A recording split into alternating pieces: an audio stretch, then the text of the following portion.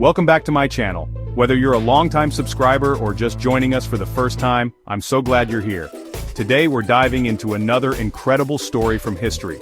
So get comfortable, hit that like button, and let's begin our adventure together. A new life began on a cold winter day. It was February 12, 1809. The place was a one-room log cabin, Sinking Spring Farm they called it, near Hodgenville, Kentucky. This was the American frontier, a land of deep woods and hard work. Here, a boy named Abraham Lincoln was born. His parents were Thomas Lincoln, his parents were Nancy Lincoln. They were simple farmers. They owned little, but they had hope. The world around him was rough and untamed. The future was a blank page. And this small child, born into poverty, would one day write the story of a nation. His earliest memories were of the earth, the feel of dirt between his toes, the smell of wood smoke in the crisp morning air, the sounds of the forest at night. Life was a constant struggle against nature. The family moved when he was just a boy. They went from Kentucky to Indiana, another log cabin, another patch of wild land to be cleared. Young Abraham learned about hardship early. He saw his father swing an axe from sunup to sundown. He saw his mother work tirelessly to keep the family fed and clothed. This was a world without comfort. It was a world that demanded strength. The wilderness was his first teacher. It taught him patience. It taught him endurance. Every fallen tree, every planted seed was a lesson in cause and effect. He learned the rhythm of the seasons, the importance of preparation, the unforgiving nature of a mistake. There were no second chances on the frontier. A failed crop meant a hungry winter. A poorly built fence meant lost livestock. These were hard truths for a young boy to learn, but they shaped him. They forged a resilience in him that would serve him for the rest of his life. The boy was becoming a man, slowly, quietly, in the heart of the American wilderness. Thomas Lincoln was a carpenter and a farmer, a man of the land. He was strong, he was stern. He could not read or write for much of his life. He believed in the value of hard physical labor. He taught his son how to use an axe, how to split rails, how to plow a field. To Thomas, this was a man's education. He did not always understand his son's love for books. Nancy Hanks Lincoln was his mother. She was gentle, she was kind. She could read the Bible, she would read stories to him. She filled their small cabin with a sense of wonder. She planted the first seeds of learning in her son's mind. But the frontier was a harsh place for a woman. In 1818, a sickness swept through their small community in Indiana. They called it the milk sickness. Nancy fell ill, and then she was gone. Abraham was only 9 years old. He would later say that all he was, or ever hoped to be, he owed to his angel mother. A year later, Thomas Lincoln remarried. He brought home a new wife, Sarah Bush Johnston. She was a widow. She had 3 children of her own. She brought with her a sense of order. She brought furniture. She brought books. And most importantly, she brought a deep and abiding love for her new stepson. She saw the spark in young Abraham's eyes. She saw his hunger for knowledge. Unlike his father, she encouraged it. She became the second mother he so desperately needed. She nurtured the mind that his birth mother had first awakened. In the backwoods of Indiana, schools were a luxury.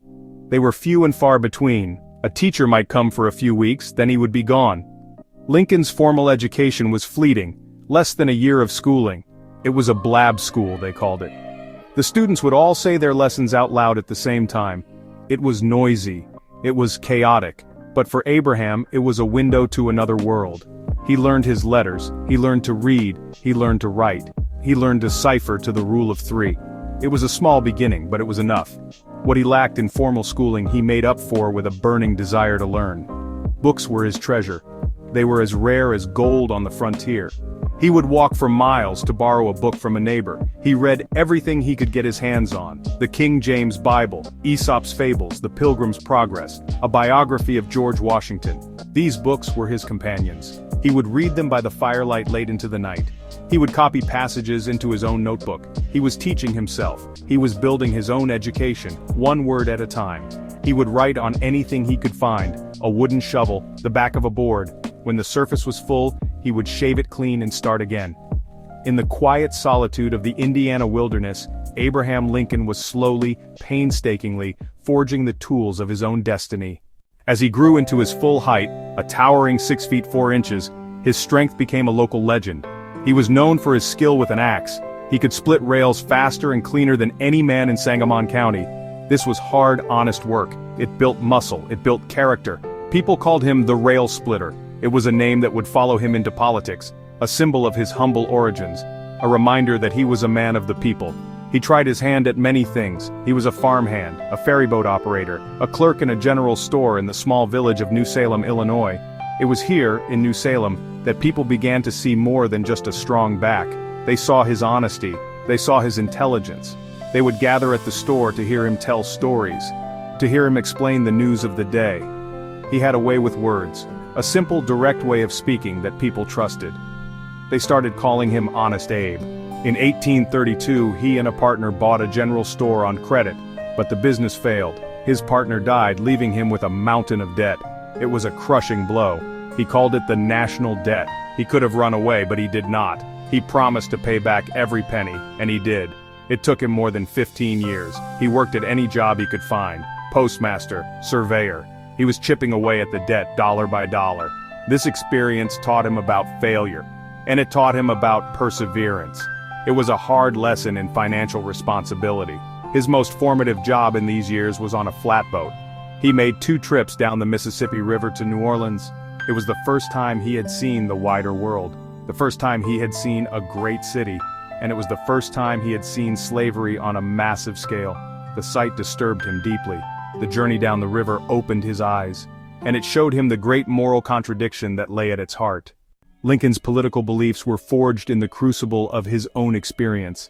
He was a Whig. He believed in the power of government to improve people's lives. He believed in what was called the American system.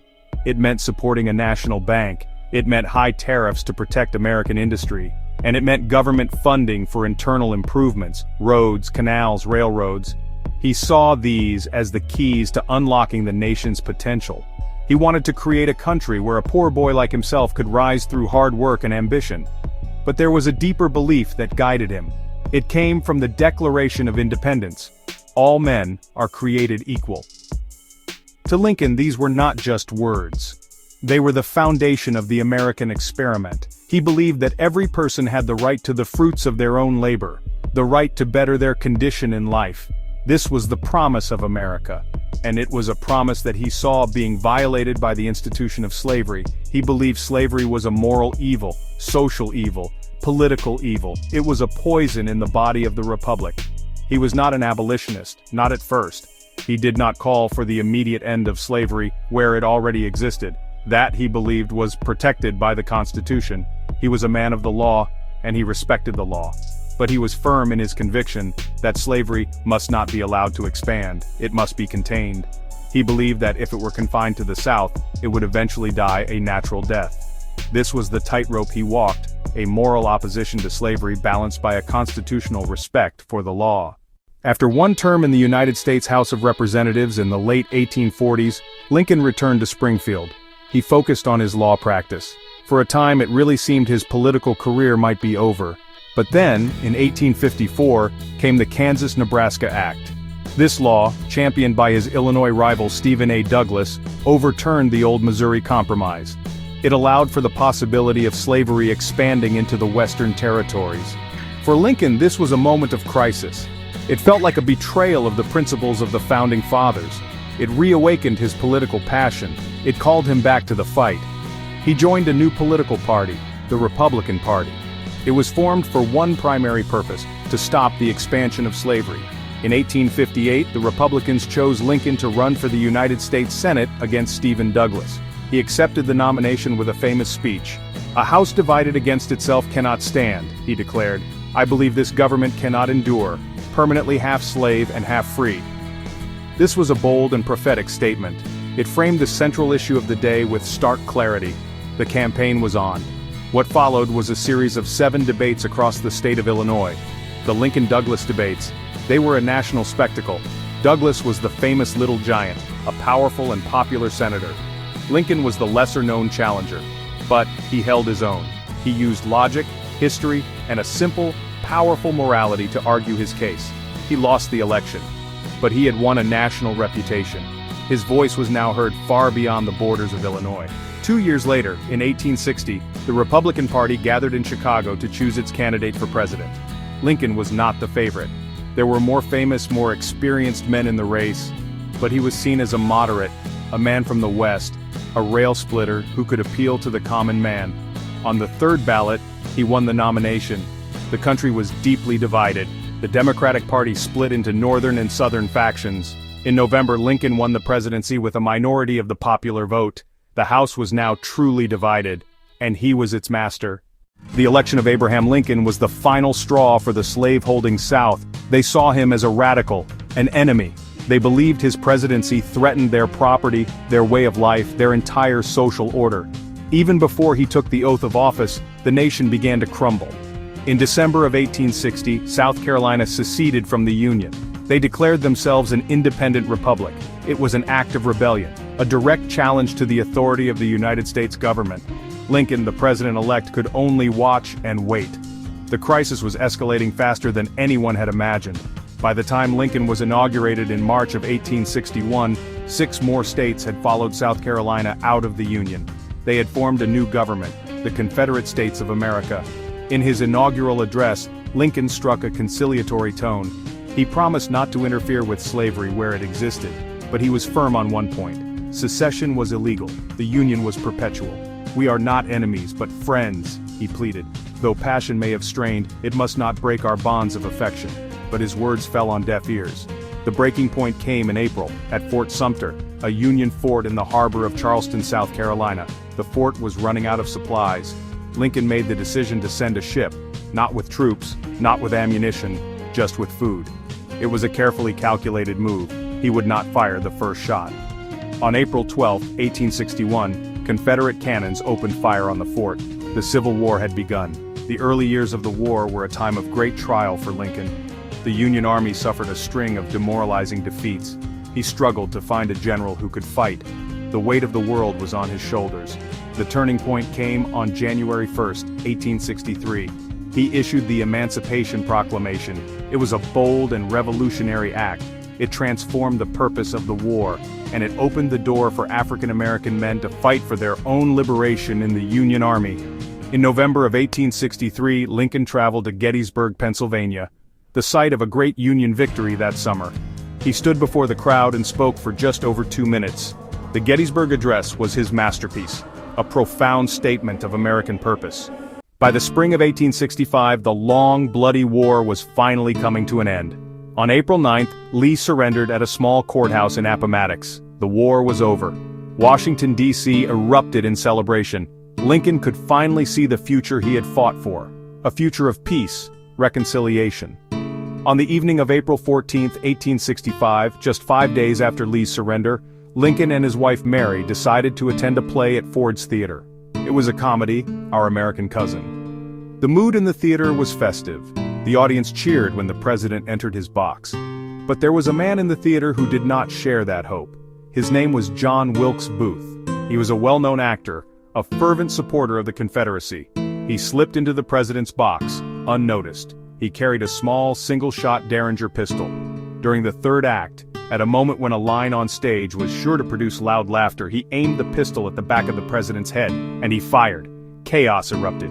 Booth leaped from the box to the stage. He broke his leg in the fall. Sic semper tyrannis, thus always to tyrants. The president was carried across the street to a small boarding house. He never regained consciousness. They kept a silent vigil through the long night.